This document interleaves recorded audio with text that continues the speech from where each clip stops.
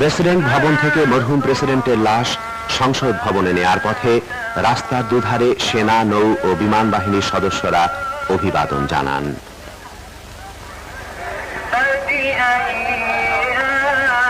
সংসদ ভবনে প্রেসিডেন্ট জিয়ার লাশ রাষ্ট্রীয় মর্যাদায় রাখা হয়। প্রিয় নেতার প্রতি আন্তরিক শ্রদ্ধা জানানোর জন্য, তার লাশের কাছে একবার আসার জন্য সর্বস্তরের লক্ষ লক্ষ মানুষ ছুটে আসে সংসদ ভবনে। সারিবদ্ধভাবে এগিয়ে যায় অশ্রু সজল চোখে। ফুল নিয়ে, মালা নিয়ে, এসেছে কান্না ভেজা মনের আকুতি নিয়ে।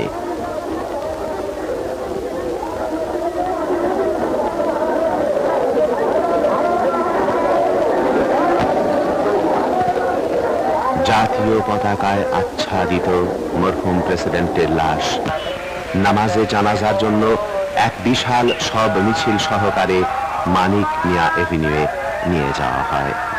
অস্থায়ী প্রেসিডেন্ট, প্রধানমন্ত্রী, মন্ত্রিসভার সদস্য, তিন বাহিনী প্রধান, কূটনীতিক, রাজনৈতিক নেতৃবৃন্দ, সশস্ত্র বাহিনীর সদস্য এবং সর্বস্তরের লক্ষ লক্ষ অশ্রু সজল শোকাকুল মানুষ শরীক হন মরহুম প্রেসিডেন্টের নামাজে জানাজায়।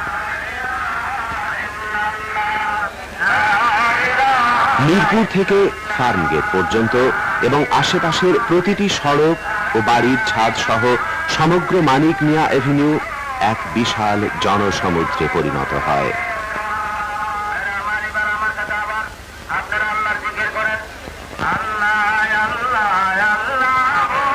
রাজধানী ঢাকা নগরী জানাজার দিনে জনসমুদ্রের বাঁধ ভাঙা যে মহাপ্লাবন দেখেছে, এ জাতির ইতিহাসে তার কোনো নজির নেই। দুপুর 12টায় নামাজে জানাজা অনুষ্ঠিত হয়।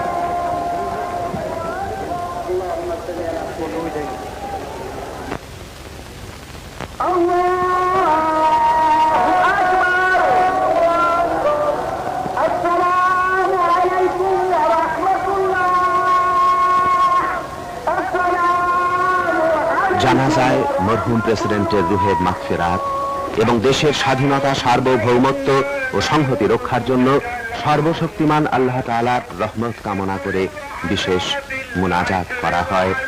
কান্না জড়িত কণ্ঠে আকুতি জানায় মানুষ আল্লাহ তাআলার দরবারে।